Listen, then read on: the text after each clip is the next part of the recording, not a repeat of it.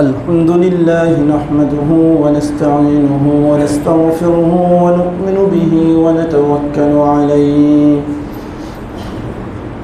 ونعوذ بالله من شرور أنفسنا ومن سيئات أعمالنا من يهده الله فلا مضل له ومن يضلله فلا هادي له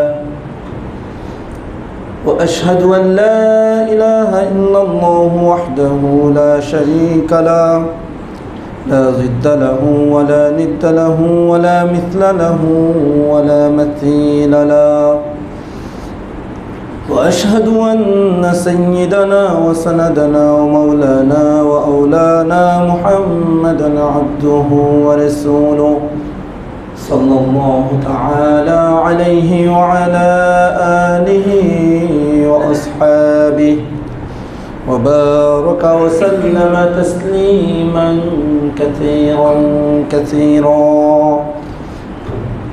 أما بعد فأعوذ بالله من الشيطان الرجيم بسم الله الرحمن الرحيم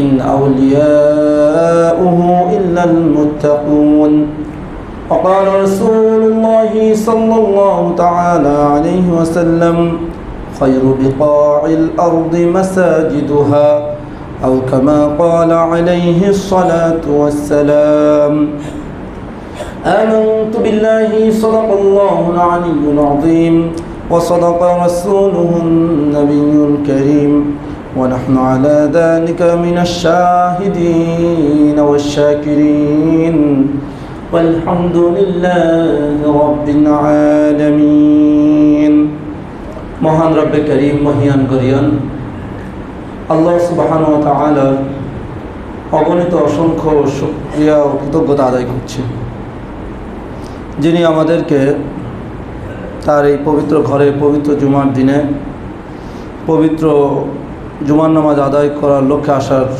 তৌফিক দান করেছেন। হৃদয়ের গহীন থেকে অন্তঃস্থল থেকে শুকর আদায় করছে আলহামদুলিল্লাহ। আল্লাহ নবী সাল্লাল্লাহু তাআলা আলাইহি ওয়াসাল্লাম হেরা গুহাতে ধ্যানরত ছিলেন উম্মতকে জাহিলিয়াত থেকে কীভাবে বাঁচাবেন। যে বর্বরতার মধ্যে উম্মত ডুবে গিয়েছিল তার চিন্তায় নিমগ্ন ছিলেন, এটাও আল্লাহর এক ধরনের নির্দেশনাতে, যদিও সেটা সরাসরি ছিল না, আল্লাহ তাআলা ওনার দিলের মধ্যে ঢেলেছিলেন। থাকতে থাকতে হঠাৎ করে একদিন এক বিশাল আকৃতি নিয়ে হযরত জিবরিল আমিন এসে হাজির। নবী সাল্লাল্লাহু আলাইহি সাল্লাম তো দেখেই ভয় পেয়ে গেলেন, গা কেঁপে উঠল। লম্বা ঘটনা, উনি 5টি আয়াত নাজিল করলেন, আল্লাহর পক্ষ থেকে পড়ে শোনাইলেন। নবী ইসলাম বললেন, মা নবী কারি, আমি পড়তে পারি না। জিবরিল আমিন ওনাকে ধরে নিয়ে বুকে 3টা চাপ দিলেন।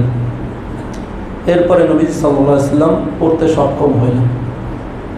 কিন্তু এরপরে এত ভয় পেয়ে এত জ্বর আসলো, বাসায় গিয়ে খাদিজাতুল কুবরা রাদিয়াল্লাহু তাআলা আনহাকে বললেন, সাম্মিলুনি সাম্মিলুনি, আমাকে কম্বল পেঁচিয়ে দাও, কম্বল পেঁচিয়ে দাও, কাপড় পেঁচিয়ে দাও। এত শীতে কাঁপতেছিলেন, জ্বর এসে গেছিল। এরপর অনেক লম্বা ঘটনা। এরপর অনেক দিন ওহী আসা বন্ধ ছিল, ওহী আসে না। এক তো নবী সাল্লাল্লাহু আলাইহি সাল্লাম তাদেরকে নতুন দিনের দাওয়াত দিলেন, জাহেলিয়াত বর্বরতা থেকে ফিরে এসে আলোর পথের আহ্বান জানালেন। 36 কোটি দেবতার পূজা থেকে, বিভিন্ন শিরিকের কাছ থেকে, আল্লাহর নাফরমানি থেকে আল্লাহর ফরমাবরদের দিকে, লা ইলাহা ইল্লাল্লাহর দিকে আহ্বান জানালেন, দাওয়াত দিলেন, প্রকাশ্যে বললেন। তখন থেকেই তারা মাথা নষ্ট হয়ে গেল। এতদিনে তাদের প্রিয় ভাতিজা, এলাকার ছেলে, যাকে তারা সবাই আল আমিন বিশ্বস্ত বলে ঘোষণা দিয়েছিল, তাদের বিভিন্ন কার্য সমাধিতে তারা তাকে প্রাণকেন্দ্র হিসাবে মানত। হজরে আসওয়াদ স্থাপনের সময় তাদের যে চরম মতনৈক্য হয়েছিল সেটার সমাধানও তারা মুহাম্মদ রাসূলুল্লাহ সাল্লাল্লাহু আলাইহি সাল্লামের এক যুবক কিশোর দ্বারাই তারা সেটা করেছিলেন। কিন্তু যখন তিনি এই 40 বছরের পরিণত একটি বয়সে উপনীত হয়ে সঠিক আলোর পথের দিকে দাওয়াত দিলেন, তখনই ঘটে গেল সমস্যাটা। এখন আর উনি ভালো নাই, তাদের ভাতিজা আর ভালো নাই, তাদের খারাপ হয়ে গেল। কিন্তু এখন তারা তার নামে ছড়াইলো, প্রোপাগান্ডা করলো, তাকে কিছু বদনাম দিতে হবে। মানুষ ঝুঁকে যাচ্ছে, মুসলমান হয়ে যাচ্ছে, তার কথা শুনতেছে। মক্কার কুরাইশদের দাপট, তাদের কুরাইশি, তাদের মক্কা ছুটে যেতে পারে। তাই তারা নবী সাল্লাল্লাহু আলাইহি সাল্লামের নামে বিভিন্ন পাগল, তারপরে জাদুকর, কবি, বিভিন্ন ধরনের অপবাদ বা ব্যঙ্গত্ব বা আমাদের এই যুগের ভাষায় ট্রোলবাজি আমরা বলতে পারি, বিভিন্ন রকম মিথ্যা প্ররোচনা দিয়ে সমাজের মধ্যে একটা বিদ্ঘুটে বিভ্রান্তি সৃষ্টি করার চেষ্টা করল। এক তো নবী সাল্লাল্লাহু আলাইহি সাল্লাম নতুন ওহী পেয়েছেন, এটা তিনি দেখেন নাই, শোনেন নাই, হঠাৎ পেয়েছেন। জ্বর এসেছে, ভয় পেয়েছেন জিবরিল আমিনকে। এর মধ্যে আবার নতুন মানুষ, আবার নতুন সব বিভিন্ন অপবাদ, যেগুলোরও উনি আগে পরিস্থিতির শিকার নন। খুব একটু ভেঙে পড়ার মতন তিনি হয়ে গেলেন। একদিন হঠাৎ বাইরে চলছেন, দেখেন আকাশের দিকে নজর পড়া মাত্রই চেয়ারে বসা বিশাল কিছু একটা। ভালো করে তাকিয়ে দেখেন এ তো সেই ফেরেশতা যিনি আমার হেরা গুহায় আসছিলেন। একটু ভয়ও পাইলেন, আবার একটুকে মনে করলেন পুরান লোকই দেখছি, কিন্তু ভয়টাও একটু বেশি পেয়েছেন। আবার হঠাৎ করে কিরে বিশাল বড় কিছু আসছে। তো এটা দেখার পরে আবার তার জ্বর এসে গেল। আবার ঘরে গিয়ে আয়েশা বললেন, জাম্মিলুনি, আমাকে কি করো, তুমি কাপড় দেবে। কোনো কোনো তাফসিরের কিতাবে অবশ্য লিখেছে এই ঘটনাটি সামনের আরেকটা সূরা মুদ্দাসসির নাজিলের কারণ। আবার অনেকেই লিখেছেন যে এটা সূরা মুজাম্মিলের কয়েকটি সূরা আয়াত এই প্রেক্ষিতেই নাজিল হয়েছে। যাই হোক, তো এই যে একটা পরিস্থিতি, এই পরিস্থিতিতে নবী সাল্লাল্লাহু আলাইহি সাল্লামকে দ্বীনের কাজে মজবুত হওয়ার জন্য আল্লাহ রাব্বুল আলামিন সূরা মুজাম্মিল নাজিল করলেন এবং তাকে কিছু নির্দেশনা দান করলেন, যেটা উম্মতের সবার জন্য সেই নির্দেশনা আমাদের জন্য করণীয়। আল্লাহ কি বলেন, ইয়া আইয়ুহাল মুজাম্মিল, হে কম্বল দিয়ে মোড়ানো ব্যক্তি, হে কাপড় দিয়ে পেঁচানো ব্যক্তি, কুমিল লাইলা ইল্লা কালিলা, প্রথম নির্দেশনা বলছেন দাঁড়াও, তুমি দাঁড়াও। কখন কোথায় দাঁড়াও? রাতে দাঁড়াও। ইল্লা কালিলা, তবে সামান্য সময় বাদে। রাতের কিয়দাংশ তুমি দাঁড়াবে না, বাকি রাত তুমি দাঁড়াবে। এই দাঁড়াবে মানে দাঁড়িয়ে দাঁড়িয়ে নামাজ পড়বে। তখনও 5 ওয়াক্ত নামাজ তো দূরের কথা, নামাজই এখনও ফরজের হুকুম আসে নাই। তাহলে বোঝা যাচ্ছে যে ইসলামী শরিয়াতে প্রথম আল্লাহ তাআলা নবী সাল্লাল্লাহু আলাইহি সাল্লামকে কিসের নামাজ নির্দেশ দিচ্ছেন? তাহাজ্জুদ নামাজের। এখান থেকে বুঝেন যে সবচেয়ে পাওয়ারফুল নামাজ হলো কি? তাহাজ্জুদ। আরও বিস্তারিত আসছে, কুমিল লাইলা, তুমি রাত্রি দাঁড়াও, ইল্লা কালিলা, তবে সামান্য সময় বাদে। নিসফাহু আবিন কুসমিনু কালিলা, সেই সামান্য সময়টা কতটুকু হবে? আল্লাহ তাআলা পরের আয়াতে ব্যাখ্যা দিচ্ছেন, অর্ধাংশ, অর্ধরাত্রি তুমি দাঁড়িয়ে ইবাদত করো, নামাজ আদায় করো। আবিন কুসমিনু কালিলা, অথবা সামান্য কিছু কমাতে পারো, অর্ধাংশের থেকে সামান্য কমাতে পারো, আর বাকিটা তুমি দাঁড়িয়ে দাঁড়িয়ে কী করো? ইবাদত করো, অর্থাৎ নামাজ আদায় করো। আউজিদ আলাইহি, অথবা অর্ধাংশ থেকে আবার বাড়াতেও পারো। এটাও ঠিক দিয়ে দিলেন, কমাইতেও পারো, বাড়াইতেও পারো, তবে অর্ধাংশের মতন তোমাকে কী করতে হবে? দাঁড়াতে হবে। এটা একটা বড় নির্দেশনা। এইখানে কুমিল লাইলা বা কিয়ামুল লাইল বলা হয়েছে। হাদিসের কিতাবে বুখারী মুসলিমে কিয়ামুল লাইল শব্দ বেশি এসেছে। অন্য সূরার মধ্যে আল্লাহ তাআলা তাহাজ্জুদ শব্দ ব্যবহার করেছেন, ফাতাহাজ্জাদ, আল্লাহ তাহাজ্জুদ শব্দ ব্যবহার করেছে। অন্যান্য হাদিসের মধ্যেও তাহাজ্জুদ শব্দ এসেছে। তাহাজ্জুদ মানে একটু বেশি কষ্ট করা, যতটুকু কষ্ট হয় তার থেকে আর একটু বেশি করা, সেধে করা, একে বলে হলো তাহাজ্জুদ। যে কোনো কষ্ট চেষ্টার মধ্যে একটু নিজের থেকে বাড়িয়ে আর একটু বেশি করে করা। যেমন জুমার নামাজ পড়তে আসছি, সবাই পড়তে আসছে, সবার একই রকম কষ্ট হবে, তবে আজকের এই দিনের ইবাদতটা আদায় করতে আমি নিজের থেকে আরেকটু বাড়িয়ে আরেকটু সুন্দর করে আরেকটু কষ্ট করে ইবাদতটাকে করলাম, তাহলে এটা একটা মানে শাব্দিক অর্থে এটাকে তাহাজ্জুদ বলে, জুহুদ বলে, ইস্তেহাদ বলে। যাই হোক, তো এই রাত্রে যেহেতু একটু কষ্ট করে ইবাদত করতে হয়, ঘুম থেকে উঠা, একবার ঘুমিয়ে যাওয়ার পরে সে আরামের বিছানা ত্যাগ করে আবার উঠে দাঁড়ানো, এটা একটা কি বিশেষ কষ্টই। এই জন্য আল্লাহ রাব্বুল আলামিন এই শব্দ ব্যবহার করেছে। তাহলে প্রথম নির্দেশনা হলো আল্লাহর জন্য প্রায় অর্ধেক রাত্রি হলো কী করো, দাঁড়িয়ে ইবাদত করো। ওয়ারাত্তিলুল কুরআনা তারতিলা, 2 নম্বর বিধান আল্লাহ বলছেন, এবং কোরআনকে তুমি তার তিলের সাথে সহি শুদ্ধ রূপে সুন্দর রূপে তুমি তেলাওয়াত করো।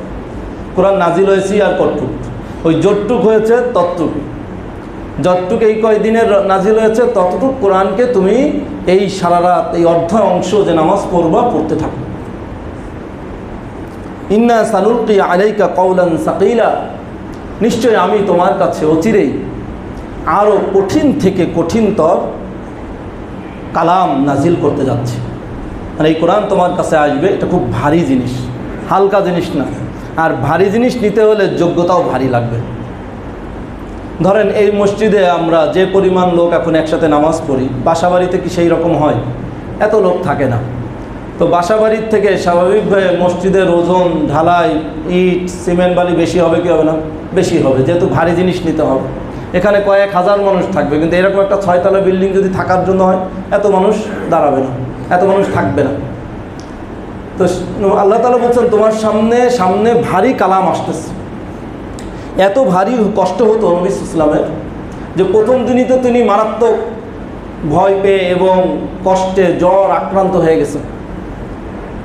তো এরপরে আয়েশা রাদিয়াল্লাহু বলেন, এরপরও যখন কোরআন নাজিল হতো নবী সাল্লাল্লাহু আলাইহি সাল্লামের মাথা ঘর্মাক্ত হয়ে টপটপ করে পানি পড়তে থাকতো, চেহারার মধ্যে একটা ভীষণ মানে ভয়াবহ অবস্থাও সৃষ্টি হতো।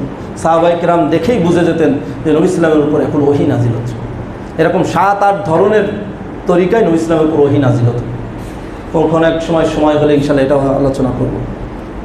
আয়েশা রাদিয়াল্লাহু তাআলা বলতেন, সহিহ বুখারীর 2 নম্বর হাদিসে এটা ঘটনা আসছে। আয়েশা রাদিয়াল্লাহু বলেন যে নবী ইসলামের কাছে যে ওহী আসতো, কখনো কখনো আসতো মিসলা সালসালাতিল জারাস, ঘন্টার টুংটুং আওয়াজের মতো। এই যে যারা বিভিন্ন সময় পাপড় বিক্রি করে, বেলুন বিক্রি করে, টিং টিং টিং টিং করে ঘন্টা বাজায়, এই টিং টিং টিং টিং আওয়াজ হতো। এই টিং টিং আওয়াজ থেকেই নবী ইসলামের বুঝে নিতে হতো আল্লাহর আয়াতকে, কি আয়াত, কোনটা আইন, কোনটা হা, কোনটা কফ, কোন শব্দ আগে কোন শব্দ পরে। তাহলে কত কঠিন ছিল। তো আমরা মনে করতে এটার দ্বারা কীভাবে বোঝা যায়। এক সময় আমাদের যুগে ছিল টেলিগ্রাম, টরে টক্কর শব্দ হতো, এখান থেকে বুঝে নিত যে বাবা মারা গেছে, অমুক অসুস্থ হয়েছে, তোমার বাড়ির থেকে এই খবর আসছে, অমুক জায়গায় যেতে হবে, ইত্যাদি ইত্যাদি।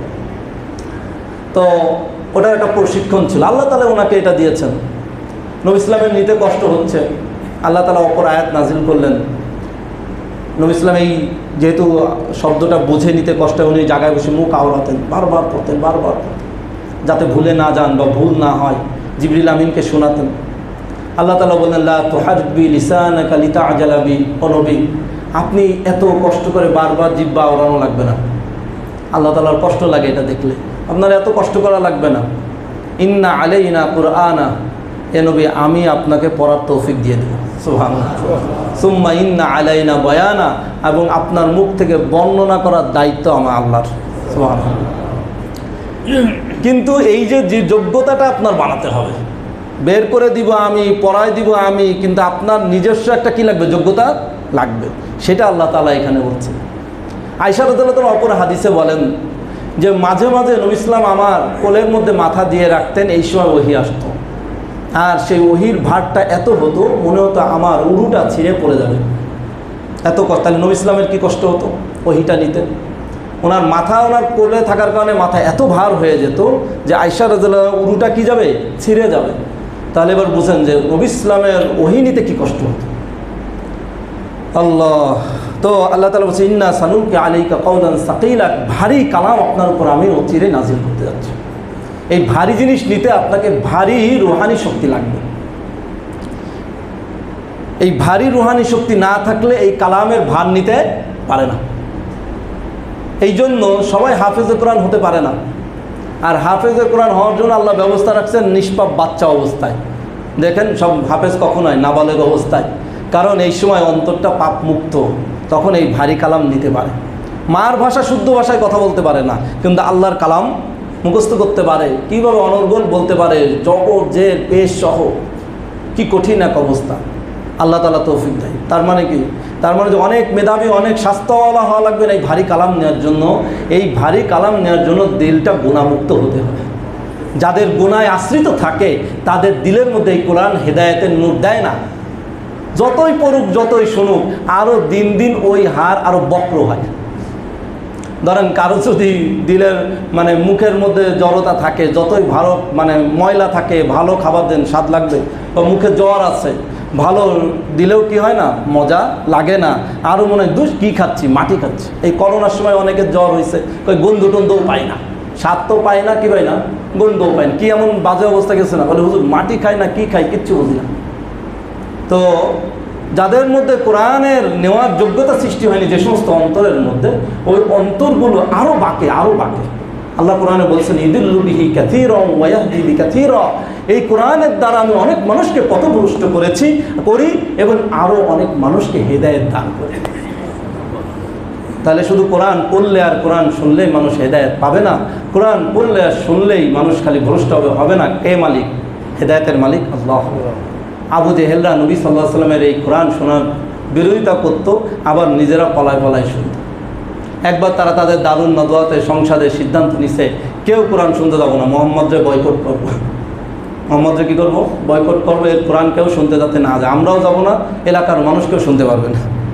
আল্লাহর ফয়সালা যে রাত্রেবেলায় আবু জেহেলের ঘুম আসে না, বিছানায় পিঠ লাগে না, উঠে পালায় পালায়, সেই যুগে তো আর কারেন্ট ছিল না, বিদ্যুৎ ছিল না, লাইট ছিল না, পালায় পালায় একা একা যে কোরআন শোনা শুরু করছে।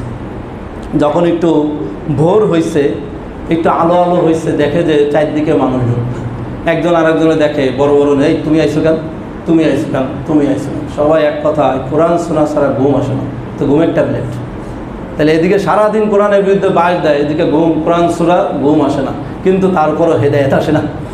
বুঝে না, আমরা আবার মুসলমানরা কোরআন ছাড়া ঘুমাইতে পারি, যাই হোক, কিন্তু এদের কোরআন ছাড়া ঘুম আসে না, কিন্তু আবার কোরআনের নূর ভিতরে ঢোকে না।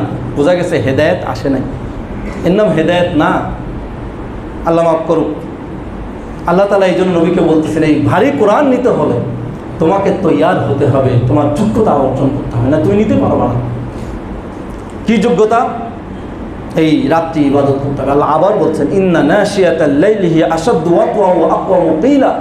দুইটা ফজিলত রাতের বলতেছেন আল্লাহ তাআলা, যে রাতে কেন আমি ইবাদত করতে বললাম, দিনে তো করতে পারতাম, দিনে নামাজ পড়তাম সারাদিন, না, আল্লাহ বলছেন রাতে তোমার নামাজ পড়তে হবে, তাহাজ্জুদ করতে হবে। কেন? ইন্না নাশিয়াতাল লাইল, এই যে রাত্রে বিছানা ত্যাগ করে উঠে নামাজ পড়া, হিয়া আশাদ্দু ওয়াতওয়া, এটা বেশি তোমার মনকে নরম করবে, কোমল করবে, তোমার হৃদয়কে বেশি বিগলিত করবে। তাহাজ্জুদের নামাজে মজা বেশি লাগে কি না? বুঝেন? দিনের নামাজ সারাদিন পড়লে কয়েকশো রাকাত, এর থেকেও তাহাজ্জুদে উঠে পড়লে বেশি ভালো লাগে, মজা লাগে। ওয়া আকওয়ামু কিলা, এবং আল্লাহ তাআলা বলেন এটা তোমার উচ্চারণ ইত্যাদির জন্য সুমজবুত হবে। দিনে হয়তো কাফেররা শুনবে, ভয়তে ভয়তে পড়বা, হ্যাঁ, রাতে হয়তো তুমি একটু মজবুত করে শুনবে না, মজবুত করে পড়তে পারবা। ইন্না লাকা ফিন নাহারি সাবহান তাওয়িলা, আরেকটা আল্লাহ তাআলা বিধান বলতেছেন যে তবে তুমি রাতে এই যে অর্ধেক একটু ঘুমাবে, আর অর্ধেক রাত্রে জেগে জেগে ইবাদত করবে, বাকি দিনে তোমার কাজ আছে। কি দিনে কাজ? ইন্না লাকা ফিন নাহারি সাবহান তাওয়িলা, রাতে তোমার দীর্ঘ পরিগ্রহ ভ্রমণ করতে হবে, ঘুরতে হবে। আল্লাহ তাআলা এখানে সাবহান শব্দ বলেছেন, সাবহান মানে হলো সাঁতার কাটা মূলত। তো দিনের বেলা আল্লাহ নবী সাল্লাল্লাহু আলাইহি ওয়াসাল্লাম সাঁতার কাটবেন, মানে সাঁতার কাটায় যেরকম মানুষ এক নাগারে কাটতে থাকে, সাঁতার কাটতে থাকে, অন্য কাজ করতে আর পারে না, অন্য সুযোগ পায় না, শুধু সাঁতারই কাটে। তো এরকম তোমার দিনের বেলায় তোমার এই দাওয়াত নিয়ে মানুষের কাছে ঘুরতে থাকতে হবে, এই বাড়ি ওই বাড়িতে যেতে হবে, তোমার দুনিয়াবি কিছু কাজ করতে হবে। তখন ইবাদত তুমি এত নির্বিঘ্নে একেবারে একমন হয়ে, একনিষ্ঠ হয়ে, মনোযোগী হয়ে তুমি রাতে যেরকম পারবো এরকম পারবা না। তাই তোমার দিনে অনেক কাজ আছে, এটাও বোঝাই দিল। আচ্ছা, এই গেল 3 নম্বর বিধান। 4 নম্বর, এখান থেকে আমরা আরেকটা শিক্ষা পেলাম যে শুধু ইবাদত করবো, দুনিয়াবি কাজ করবো না, ব্যবসা বাণিজ্য করবো না, চাকরি করবো না, মানুষের দাওয়াত দিব না, এটাও হবে না। রাতে গোপনে ইবাদত করতে হবে, দিনে প্রকাশ্যে দাওয়াত দিতে হবে, নিজের দুনিয়াবি জরুরি কাজ সমাধা শেষ করতে হবে। ওয়াযকুর ইসমা রাব্বিকা ওয়া তাবাত্তাল ইলাইহি তাবতীলা। 4 নম্বর বিধান হলো যে তুমি তোমার রবের নাম নিয়ে নিয়ে জিকির করো। ওয়াযকুর ইসমা রাব্বিকা, আল্লাহ আল্লাহ এই জিকির করো, বেশি বেশি আল্লাহর জিকির করো। জিকির 3 ধরনের, জিক্রে জাহরি, জিক্রে সিররি, জিক্রে কলবি।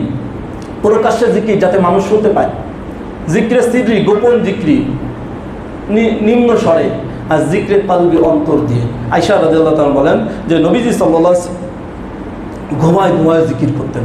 সুবহানাল্লাহ। নবী সাল্লাল্লাহু আলাইহি ওয়াসাল্লাম বাথরুমে গেলেও মনে মনে জিকির করতেন, কোনো কোনো বর্ণনায় এসেছে, যদিও আমাদের অনেক ওলামায়ে কেরাম নিষেধ করেন। যাই হোক, তো নবী সাল্লাল্লাহু আলাইহি ওয়াসাল্লাম বাথরুমেও মনে মনে, ওনার অবস্থা আর আমাদের অবস্থা সবার এক না। যাই হোক, তবে কেউ করলে হারাম হবে না, নাজায়েজ হবে, তবে মুখে উচ্চারণ করা যাবে না। মুখে উচ্চারণ করে বাথরুম অবস্থায় বা কোনো নাপাক জায়গায় জিকির করা নাজায়েজ, গোনা হয় আরও। 4 নম্বর, তো আল্লাহ তাআলা জিকির, এটা একটা শক্তির আর একটা। 1 নম্বর গেল মূলত নামাজ, 2 নম্বর হলো কি জিকির। এটা হলো কলবকে, রূহকে মজবুত বানায় যে কোনো কাজের জন্য। তো দিনকে গ্রহণ করার জন্য, দিনকে মানার জন্য, দিনের কাজ করার জন্য মুমিনের মৌলিক 2টা হাতিয়ার হলো, একটা হলো নামাজ আর একটা হলো কি জিকির। আর নামাজের মধ্যে বিশেষ নামাজ হলো কি তাহাজ্জুদ নামাজ। এই জন্য নবী সাল্লাল্লাহু আলাইহি ওয়াসাল্লাম থেকে নিয়ে সাহাবায়ে কেরাম, সালাফে সালেহিন, বুজুর্গানে দিন এই পর্যন্ত যারা এসেছেন, যারা দিনের কাজ ইখলাসের সাথে মজবুতির সাথে করেছেন, সবাই তাহাজ্জুদ গুজার ছিলেন। কেউ দেখাতে পারবে না যে তাহাজ্জুদ ছাড়া বড় দিনের কাজ করে দিয়েছেন। হ্যাঁ, বড় আলেম হয়েছেন, বড় বুজুর্গ হয়েছেন, বড় মুফাসসির হয়েছেন, বড় মুহাদ্দিস হয়েছেন, বড় ফকিহ হয়েছেন, বড় মুজাহিদ হয়েছেন, বড় মুবাল্লিগ হয়েছেন, না, তাহাজ্জুদ লাগবেই। আল্লাহর কাছেও সাধারণ মানুষ হয়েও যদি প্রিয় ব্যক্তি হতে হয়, তার তাহাজ্জুদ ছাড়া উপায় নেই। এটা আল্লাহ তাআলা প্রথমেই বিধান নাজিল করছেন, চিন্তা করেন, একদম ইসলামের শুরু লগ্নের কথা এগুলো। 2 নম্বর জিকির লাগবে। যার যত জিকির বাড়বে, কলব মজবুত হবে, তার ওই পরিবার যেখানে জিকির করবে, ওই স্থান, ওই এলাকা তত উন্নত হবে, কিয়ামত পর্যন্ত আল্লাহ উন্নত করবে। আমাদের এক দাদা উস্তাদ মুফতি ফয়জুল্লাহ রহমতুল্লাহ আলাইহি, এক জমানায় বাংলাদেশের গ্র্যান্ড মুফতি ছিলেন। উনি এত বেশি জিকির করতেন, এত বেশি জিকির করতেন, আর হলো কিতাব পড়তেন, কোরআন হাদিস পড়তেন। ওনার মৃত্যুর শেষ অবস্থায় কিতাব পড়তে পড়তে ওনার কিতাবটা বুকের উপর পড়ে গেছে, আর সেই অবস্থায় ওনার রূহ বের হয়ে গেছে। হেদায়া নামক কিতাব উনি 4 বার খতম দিয়েছেন, পুরাটা, অনেক বিশাল বড় কিতাব, যেটা আমাদের মাদ্রাসাগুলোতে 2-3 বছর ধরে পড়ে শেষ করানো হয়, তাও অনেক কষ্ট হয়। তো উনি এইটা 4 বার একা একা পড়ে পড়ে খতম দিয়েছে। এর পড়তে পড়তে ওনার বুকের উপরে হেদায়া কিতাব পড়ে গেছে, অনেক ভারী, প্রায় 500-700 পৃষ্ঠা ওয়েট, আর এত বড় সাইজের কিতাব। তো ডাক্তারে নিয়ে আসছে, ডাক্তার যখন হেদায়া কিতাব সরিয়ে বুকের মধ্যে স্টেথোস্কোপ লাগায়, দেখে যে একটা শব্দ আসতেছে, আল্লাহ আল্লাহ সুবহানাল্লাহ। শরীরের যেখানে লাগায় সেখান থেকে আল্লাহ শব্দ আসে। তো মানুষদেরকে দিয়েছে আশপাশে যে উনি ভুল শুনতেছেন কিনা, তারাও কানে লাগায় আর স্টেথোস্কোপ আর শুনে যে আল্লাহ আল্লাহ শব্দ আসছে। নামে উঁচু বরসাবানম মিরাওয়াদ, নামে উঁচু বরসাবানম মিরাওয়াদ, হর গুনে মু আজ আসল জু এশাওয়াত। আল্লামা রুমি বলেন, মওলা পাকের নাম এত মজা, যখন নিতে থাকি প্রতিটা লোমকূপ থেকে মহাব্বতের আর ভালোবাসার ইশকের মধু প্রবাহিত হতে থাকে। সুবহানাল্লাহ। এই জন্য জিকির সর্ব অবস্থায়, নবী সাল্লাল্লাহু আলাইহি ওয়াসাল্লাম জিহাদে যুদ্ধের ময়দানে থাকলেও জিকির করতেন। আল্লাহ তাআলা কোরআনে কারীমের মধ্যে সিজা লাকিতুম ফিয়াতান ফাসবুতু ওয়াজকুরুল্লাহ, যখন তুমি যুদ্ধের অবস্থায় থাকো, সামনে শত্রু দল দেখো, তখন দৃঢ়পদ থাকো, অবিচল থাকো, আর জিকির করো কাসীরা, আল্লাহর বেশি করে। কোরআনে আল্লাহ তাআলা ওয়াজকুরুল্লাহ কাসীরা, জিকির বেশি করতে বলেছেন, অন্য কোনো আমল বেশি করতে বলেন। কি বেশি করতে বলেছেন? জিকির বেশি করতে বলেছেন। শয়তানকে প্রতিরোধ করতে, ওয়াসওয়াসা থেকে, মনের মধ্যে কুমন্ত্রণা থেকে পর্যন্ত প্রতিরোধ করতে বিকল্প জিকির ছাড়া কিছু নেই। অনেকে এসে বলে, হুজুর খালি শয়তান ঝামেলা করে, এই বলে তাই বলে। নবী সাল্লাল্লাহু আলাইহি ওয়াসাল্লামের হাদিস, সহিহ হাদিস, প্রতিদিন ফজরের পরে আর মাগরিবে এই 2 বেলা লা ইলাহা ইল্লাল্লাহ ওয়াহদাহু লা শারীকা লাহু লাহুল মুলকু ওয়া লাহুল হামদু ইউহয়ি ওয়া ইউমীত ওয়া হুয়া আলা কুল্লি শাইইন কাদির, যে ব্যক্তি 100 বার পড়বে সকালে এবং সন্ধ্যায়, তাকে সকালে পড়লে সন্ধ্যা পর্যন্ত, সন্ধ্যায় পড়লে সকাল পর্যন্ত শয়তান কোনো ওয়াসওয়াসা কুমন্ত্রণা দিতে পারবে না। আমি নিজে আমল করে দেখছি, আলহামদুলিল্লাহ, ওই দিনগুলো খুব ভালো যায়। কোনো দিন ছুটে গেলে শয়তান ঝামেলা করে, আপনাকে গুনাহ করাতে না বলে অন্তত ওয়াসওয়াসা সৃষ্টি করবে, নামাজের মধ্যে ওয়াসওয়াসা সৃষ্টি করবে, কয় রাকাত পড়ছি, এতটুকু শয়তান হলেও করবে। ওর বিভিন্ন ধাপ আছে গুনাহ করা, এক একজন এক এক স্টাইলে করায়। তো এই ওয়াসওয়াসাতে বাঁচার জন্য, এই যে শয়তান থেকে বাঁচার একদম মাধ্যম হলো জিকির, শয়তান থেকে বাঁচার। এই জন্য আমরা সবার এই একই অভিযোগ, শয়তান থেকে বাঁচি না। যুবক বলেন, বৃদ্ধ বলেন, তার কারণ আমাদের জিকির কমে গেছে। আগের কালে বয়স্কদের হাতে তসবিহ দেখা যেত বা সবসময় পড়তে দেখা যেত, এখন হলো মোবাইল টিপা। ঠিক আছে, এখন সবাই ইউটিউব টিপে, মোবাইল টিপে, কিন্তু তসবিহ নাই। শক্তি আসবে কোত্থেকে? শক্তি সব দুর্বল হয়ে যাচ্ছে। তো শক্তি লাগবে, শক্তির জন্য হলো জিকির বেশি করতে। যার যত জিকির তরুতাজা থাকবে সে তত হাসতে হাসতে সহজে পুলসিরাত পার হয়ে যাবে। সুবহানাল্লাহ।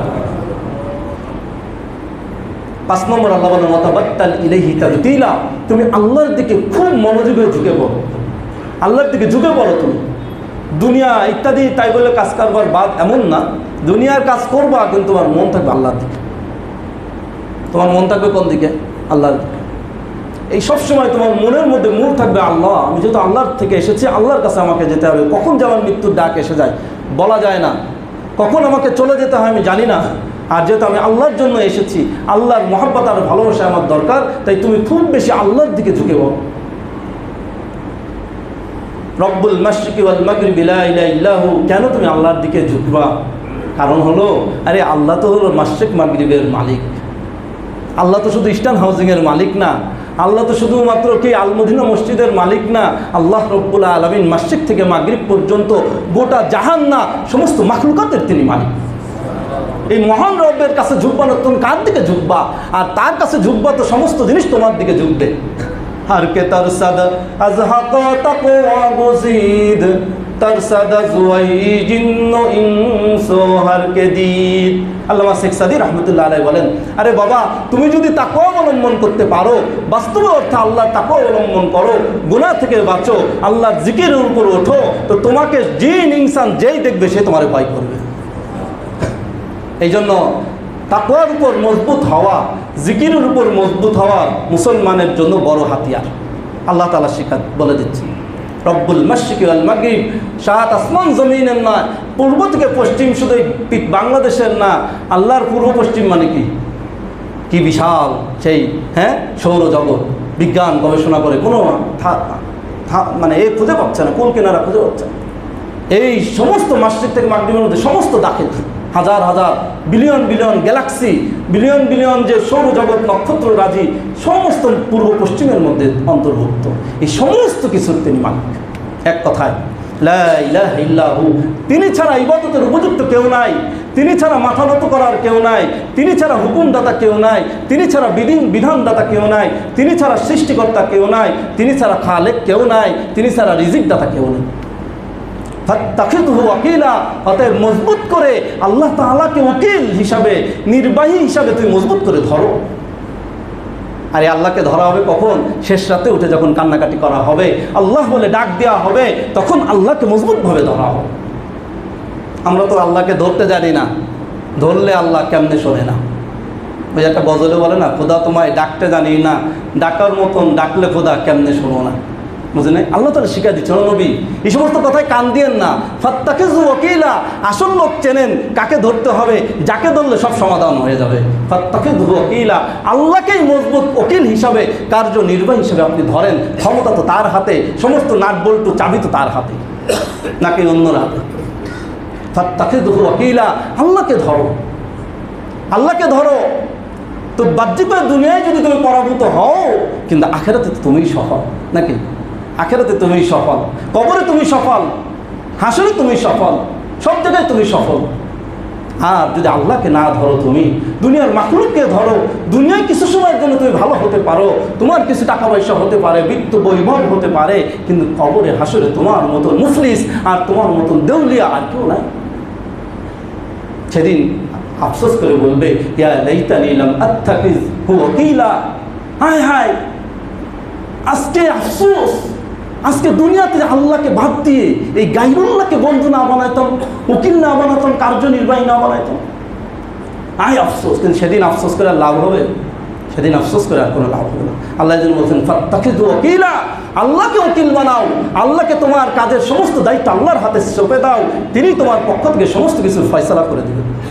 সুবহানাল্লাহ। এই জন্য তো নবী ইসলাম বুখারী অপর হাদিসে বলেন, মান আদালি ওয়ালিয়ান ফাকাদ আযানতু লাহু বিল হারব। আমার কোনো, আল্লাহ তাআলা হাদিসে কুদসিতে বলেন, নবী শোনো, আমার কোনো ওলির বিরুদ্ধে কেউ যদি শত্রুতা করে, আমি আল্লাহ তাআলা তার বিরুদ্ধে যুদ্ধ ঘোষণা করে দিই। তার কোনো না কোনো বিপদ শুরু হয়ে যাবে, অন্তরের মধ্যে অন্তত জ্বালা শুরু হয়ে যাবে, ব্রেনের মধ্যে জ্বালা শুরু হয়ে যাবে, অসুখ বিসুখ শুরু হয়ে যাবে, ছেলে মেয়ে আত্মহত্যা করবে, মরবে, বিপদ হতেই থাকবে। কমপক্ষে তো এতটুকু হবে, ইবাদতের মজা অন্তর থেকে আল্লাহ নিয়ে যাবে। কারণ আল্লাহর বন্ধুর সাথে শত্রুতা করে, তাকে ওকিলা, আল্লাহকে উকিল বানায়। ওয়াসবির আলা মা ইয়াকুলুন, মানুষ যা বলে বলুন, আপনি দিনের কথা বলুন, সবর করুন। ওয়াহজুরহুম হাজরান, যে পরিপূর্ণ ছেড়ে দেন, আল্লাহর উপর ভরসা করুন। ওয়াদারনি ওয়াল মুকাদ্দিবিনা উলিন নি'মাতি ওয়া মাহহিলহুম কালিলা, আর আমাকেও ছেড়ে দেন, আমাকে এবং যারা আপনাকে মানে না, আমার কথা মানে না, ছেড়ে দেন।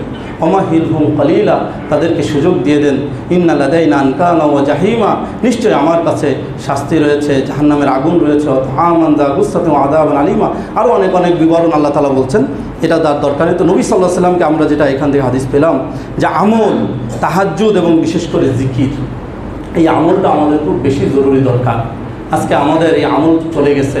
আমরা তাহাজ্জুদ তো দূরে থাক, অনেকের আল্লাহ মাফ করুক ফজরের নামাজই হয় না, মুসলমান আমরা।